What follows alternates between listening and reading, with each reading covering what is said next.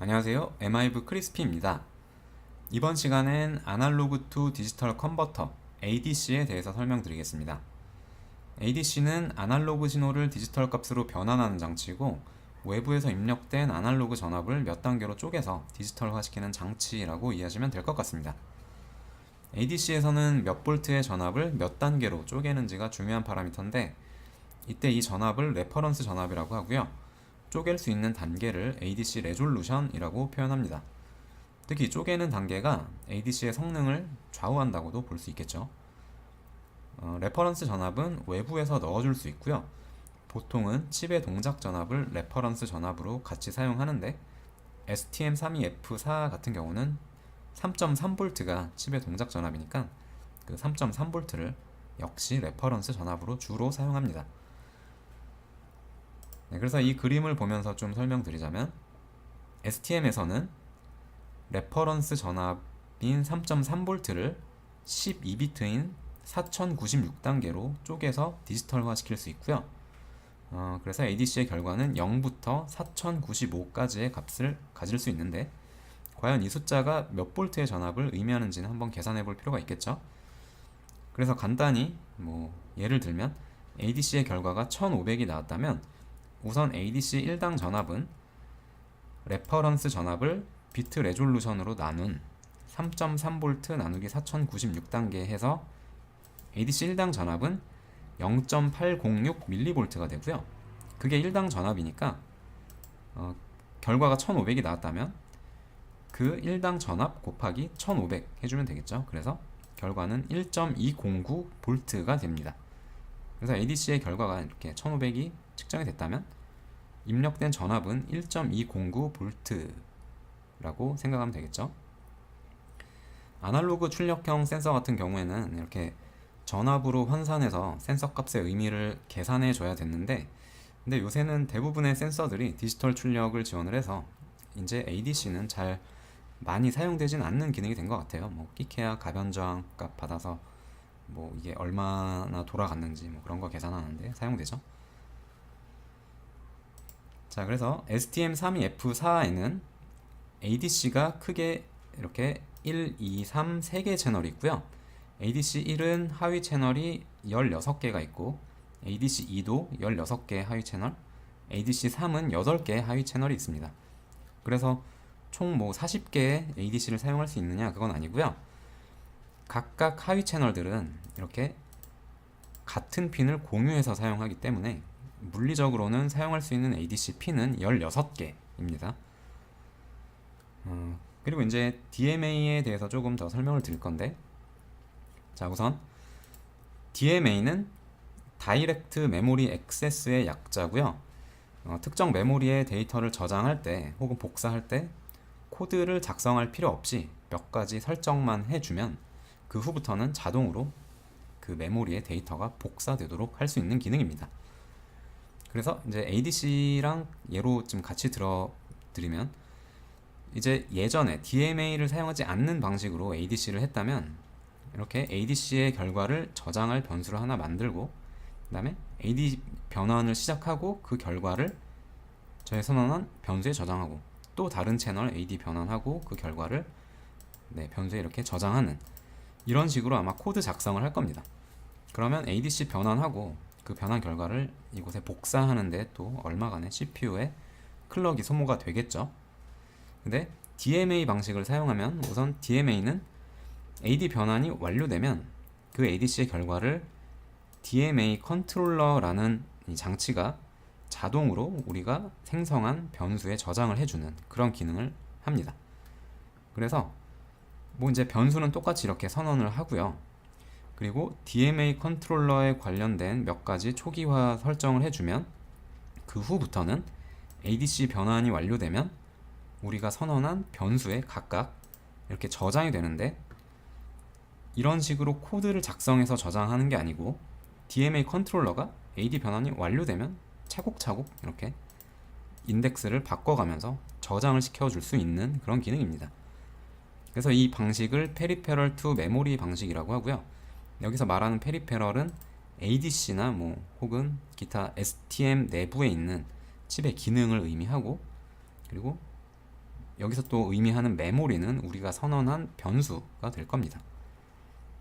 그래서 이러한 방식도 있고요.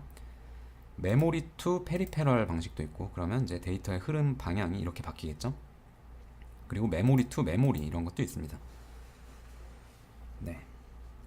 그래서 지금 예로 든 것처럼 이제 고작해야 4개의 데이터만 복사하는 경우에는 뭐 DMA 성능이 그렇게 확 와닿지가 않을 텐데, 다른 예를 들어서 제가 뭐 1KB 같이 약간 용량이 큰 데이터를 다른 변수에다가 복사를 해야 하는 경우에는 DMA를 사용하지 않았다면 뭐 for나 while문 같은 걸 통해서 루프를 돌리면서 변수를 하나씩 복사를 할 텐데, 그러면 복사하는 동안 CPU는 그 복사하는 작업밖에 할 수가 없어요. 다른 작업을 못 하는데, DMA를 사용해서 복사를 DMA 컨트롤러한테 맡겨버리면 CPU는 이제 다른 작업들을 수행할 수 있게 되겠죠. 그래서 DMA는 CPU의 클럭 소모가 없이 데이터를 복사할 수 있는 기능이어서 잘만 쓰면 정말 CPU의 효율을 극대화시킬 수도 있는 뭐 아주 막강한 기능이라고 생각이 됩니다. 그래서 DMA는 꼭 한번은 써보시는 게 좋고요. 뭐 이제 보통은 UART 같은 거 할 때도 뭐 예를 들어 UART로 어떤 데이터가 뭐 한 100바이트씩 100바이트 단위로 이렇게 들어오면, 뭐 저희는 뭐 기존의 방식대로 했다면 한 바이트 들어올 때마다 인터럽트 발생하게 하고, 그 인터럽트 내에서 수신된 데이터를 우리가 원하는 뭐 100바이트짜리 변수, 뭐 배열 같은 거 만들어서 거기다 한 바이트씩 차곡차곡 저장을 할 텐데, 그러면 인터럽트 걸릴 때마다 CPU가 이제 그 일을 처리를 해야 되죠. 근데 DMA를 또 사용을 하면 DMA가 UART 데이터 수신될 때마다 자동으로 우리가 원하는 변수에다가 저장을 해주고, 그리고 100바이트가 다 수신이 완료되면 뭐 인터럽트 한번 발생시켜주고, 그러면 DMA 인터럽트에서는 이미 100바이트가 다 받아진 상태니까 그때 뭔가 한번 작업을 수행해주고, 네, 그런 식으로 처리를 해주면 됩니다. 그러니까 엄청 효율적인 게 되는 거죠. 네, 그래서 이제 ADC랑 DMA를 활용해서 DMA 그 ADC의 결과를 우리가 원하는 변수에 자동으로 저장되게 하는 그런 코드를 작성 한번 해보도록 할게요. 네, 그래서 트루스튜디오 최근 마지막 시간에 했던 이 PWM 테스트를 컨트롤 C, 컨트롤 V 해서 폴더 복사를 하고요. 폴더 이름을 바꾸겠습니다. 7.adc 더하기 DMA 테스트 이렇게 할 건데, 그 트루스튜디오에서 이 폴더의 경로에 이렇게 컴마가 들어가면 트루스튜디오에서 인식을 못하는 것 같아요. 이렇게 계속 해보니까 그 트루스튜디오에서 프로젝트가 안 열리더라고요. 그래서 이거를 이렇게 더하기로 바꿨더니 잘 됩니다. 그거 유의하시고, 그 다음에 큐브MX 프로젝트를 밖으로 빼서 큐브MX 실행시키시고요. 네, 실행이 됐고요. 이제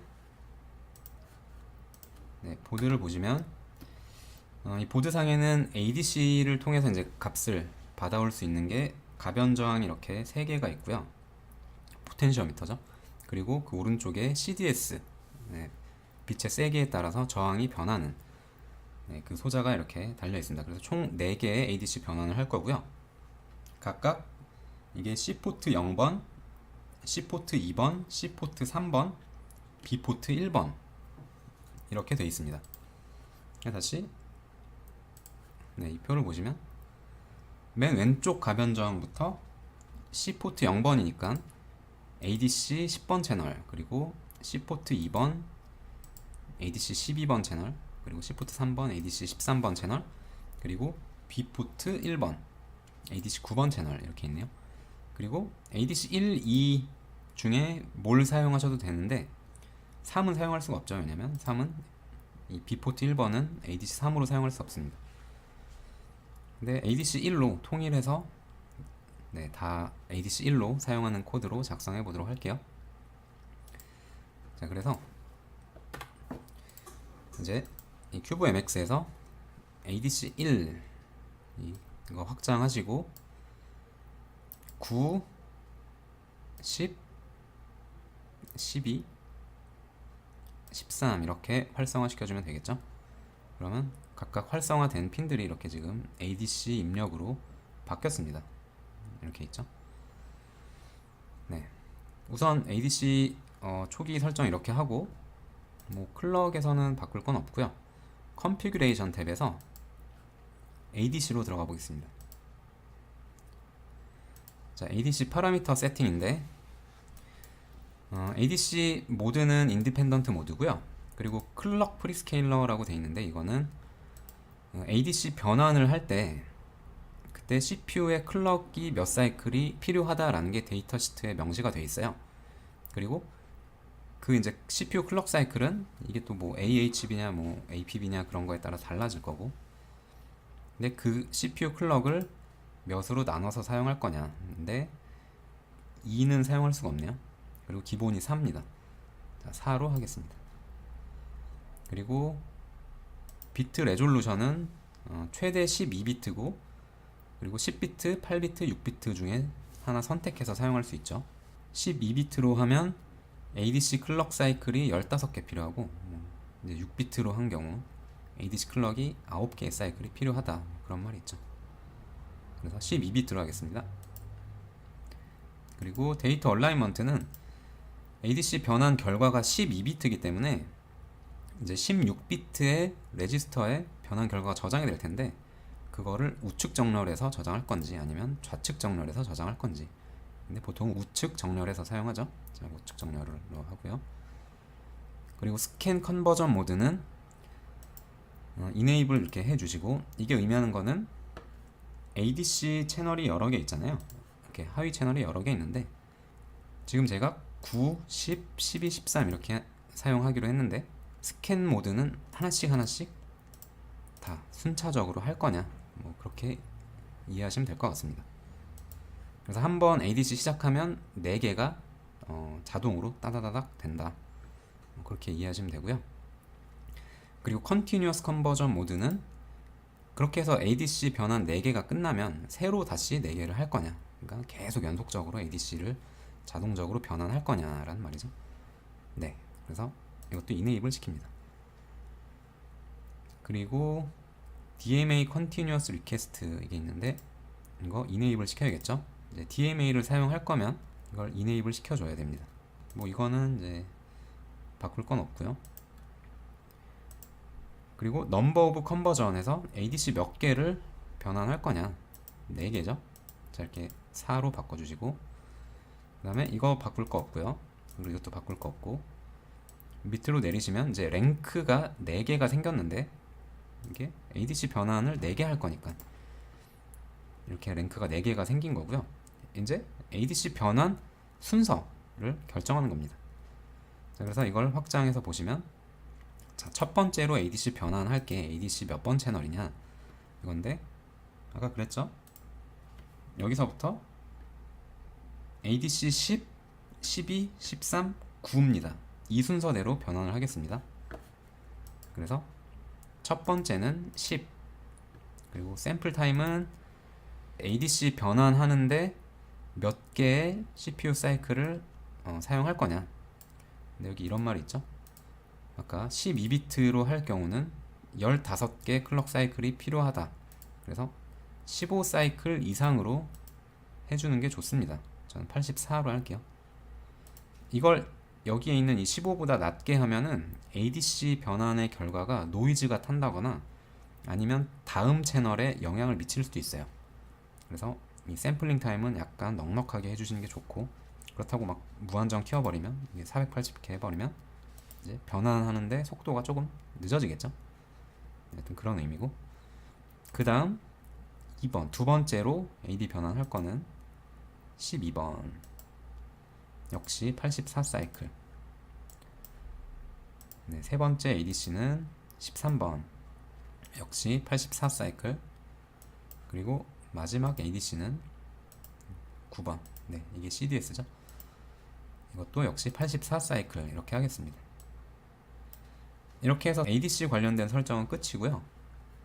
어플라이 하시고, 그 다음에 옆에 DMA 세팅 탭으로 잠깐 들어가서 보시면 지금 이렇게 비어있죠.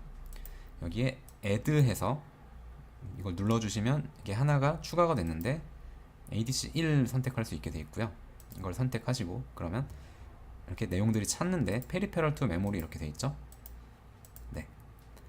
그 다음에 DMA 리퀘스트 세팅에 모드에 노멀 모드가 있고 서큘러 모드가 있는데 서큘러 모드로 해주셔야 자 이제 네, 이렇게 변수를 선언하고 각각 변환 결과가 0, 1, 2, 3 이렇게 저장이 되고 끝나면 다시 0, 1, 2, 3 또 0, 1, 2, 3 이렇게 반복해서 저장을 하는 방식으로 하려면 이렇게 서큘러로 해주시면 됩니다. 그 다음에 인크리먼트 어드레스 이렇게 되어 있는데 이거는 페리페럴의 주소를 DMA 전송할 때마다 하나씩 증가시킬 거냐 혹은 증가시키지 않을 거냐를 선택하는 건데 자 페리페럴 같은 경우는 보시면 이 페리페럴 어드레스는 바뀌면 안 돼요. 왜냐하면 ADC 결과가 다 계속 같은 레지스터에 저장이 되기 때문인데 그래서 페리페럴 주소를 증가시키면 이제 막 이상한 값들이 저장이 돼요. 그래서 이 경우에는 네, 이렇게 증가시키면 안 되고요. 반대로 메모리 같은 경우는 이제 저희가 선언한 4개짜리 배열에 순차적으로 이렇게 저장을 해야 되니까 DMA 전송이 이루어지고 나면 메모리의 주소는 하나씩 이렇게 증가가 돼야겠죠. 그리고 3까지 끝나면 서큘러 모드를 통해서 다시 0부터 시작될 거고 그래서 여기는 이렇게 체크가 되어 있습니다. 자 이거 반드시 이렇게 해주셔야 되고요. 그 다음 그 밑에 데이터의 width 하면은 데이터의 형태라고 보시면 되고요. 그러니까 몇 비트 데이터냐. 그래서 선택할 수 있는 게 3개가 있는데 바이트는 8비트 데이터 그리고 하프워드는 16비트 워드는 32비트라고 생각하시면 되고요. ADC 결과는 12비트니까 저희는 하프워드로 하면 되겠죠. 그래서 둘 다 이렇게 하프워드로 해주시면 됩니다. 네, 이렇게 해서 DMA 설정까지 끝났고요. OK 한 다음에 그래서 세이브 프로젝트 에즈 하시고 자 프로젝트 이름을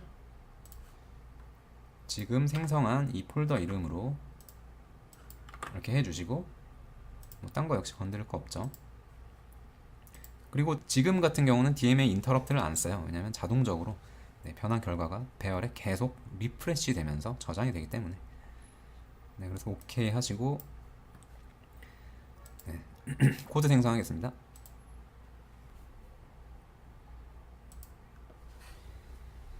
네, 됐으면 폴더 한번 열어서 보시면 네, 같은 폴더에 생성이 됐고요. 툴 스튜디오 실행하겠습니다. 네, 실행이 됐고 우선 메인 파일부터 main.c 파일부터 열어서 보시면 또 마찬가지로 자, 초기화 부분에 DMA 초기화 코드가 생성이 됐고 그리고 ADC 초기화 코드가 생성이 됐죠. ADC로 가서 보겠습니다. F3 눌러서 정의로 가서 보시면 네, 저희가 설정한 대로 이렇게 잘 설정이 됐고요. 그리고 ADC의 이제 순서도 10, 12, 13, 9 이렇게 잘 설정이 됐죠.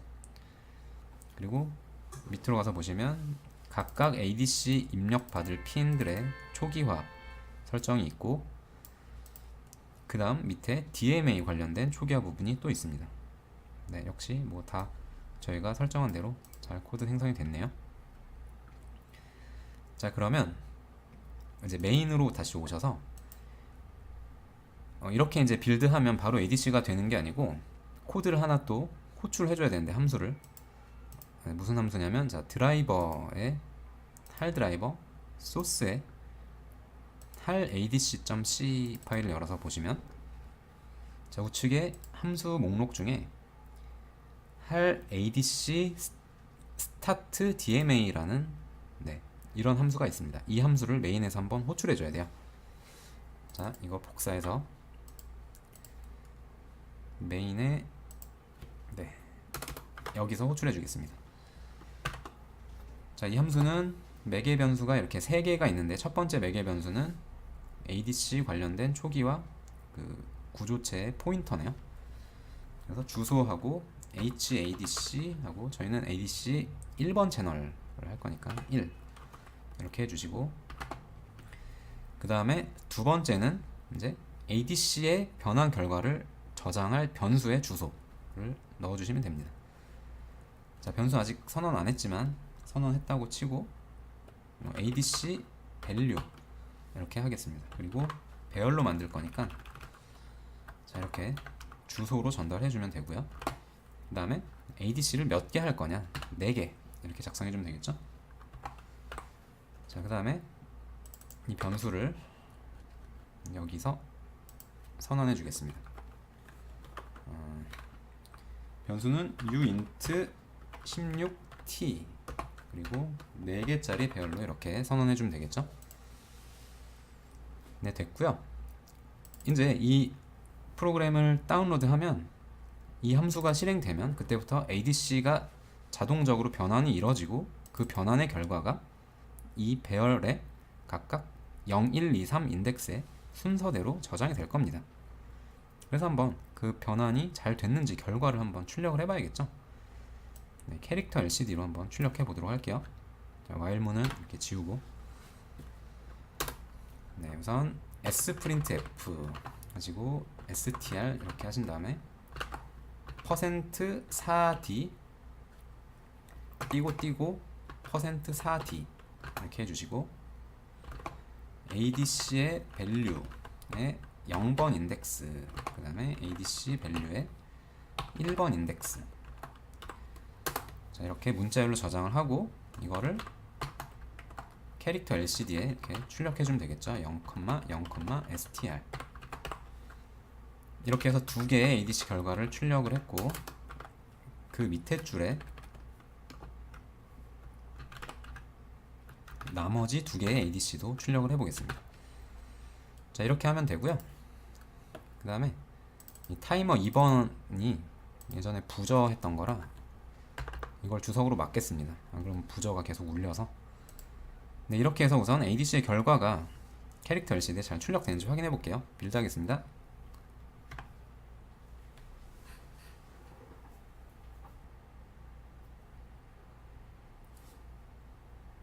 네, 빌드가 완료됐고, 자, 실행을 시켜보면 네, 캐릭터 LCD에 이렇게 4개의 값들이 출력이 되고 있는데, 자, 위에서부터 첫 번째 값이 첫 번째 가변저항. 그래서 이걸 한번 돌려볼게요. 자, 반시계 방향 끝으로 이렇게 돌렸더니 4095도 한 번씩 나오는 것 같은데, 이렇게 해서 4095 값이 나왔고, 이제 반대로 시계 방향 끝으로 한번 돌려보겠습니다. 자, 끝으로 다 돌렸더니 0에 가까운 값이 이렇게 나오죠. 또 마찬가지로 뭐 두 번째, 이게 두 번째 가변저항 값인데 반시계 방향으로 돌리면 이렇게 4095에 가까운 값이 나오고, 시계 방향으로 돌리면 또 0. 또 마찬가지죠. 그 다음에 이 마지막 값이 CDS 센서의 이제 저항 값이 될 텐데, 지금 한 3600 정도 값이 나오는데, 여기에 제가 빛을 이렇게 비춰보면 이제 값이 감소하죠. 저항 값이 낮아지고 있는 겁니다. CDS는 어두워지면 저항 값이 높아지고 밝아지면 저항 값이 낮아지는 그런 소자죠. 네, 이렇게 해서 한번 확인을 해봤고요. 그래서 이제 뭐 ADC랑 DMA를 이용해서 ADC의 결과를 이렇게 한번 출력을 해봤는데, 지금 보시면 그 어디에도 제가 ADC의 결과를 이 변수에 저장하라는 코드를 작성을 안 했죠. 근데도 이 값이 계속 변하면서 네, 잘 ADC 결과가 저장이 되고 있습니다. 그리고 가급적이면 이렇게 DMA를 통해서 값이 변하는 변수들은 앞에 볼라타일이라는 이런 키워드를 달아주시는 게 좋아요. 이거의 의미는 이 컴파일러한테 이 변수를 최적화시키지 말아라 라는 뭐 그런 의미인데, 궁금하신 분은 뭐 네이버나 구글링에다 찾아보시면 될 것 같고, 네, 이렇게 했고요. 그리고 이제 사실은 ADC만 한다고 해서 뭔가 뭐 어플리케이션을 만들 수 있는 건 아니잖아요. 저는 이제 오프라인 수업 때는 이렇게 가변저항 값을 바꾸면, 뭐 이렇게 바꾸면 모터의 속도가 변한다든지, 아니면 부저의 비품의 주파수가 바뀐다든지 뭐 그런 것들을 하는데, 이 동영상 강의에서는 이제 시간상의 문제로 이제 최대한 짧게 딱 핵심적인 부분만 설명을 드려야 돼서 그런 걸 못하는 게 저는 조금 아쉽긴 하지만, 네, 뭐 어쩔 수 없죠. 어플리케이션이 중요합니다. 사실은 응용을 할 수 있는지 없는지가 이 개발자의 실력이 곧 그거의 판가름이 되기 때문에 이 튜토리얼 영상을 보시고 좀 이런저런 것들을 많이 해보세요. 그래야지 이제 실력이 많이 늡니다. 네, 그러면 오늘은 이렇게 해서 ADC DMA를 마치고요. 이제 다음 시간에 DAC, 이제 반대로 아날로그로 전압을 출력하는 그런, 네, 기능을 한번 사용해 보도록 할게요. 네, 그러면 오늘은 이렇게 마치겠습니다. 감사합니다.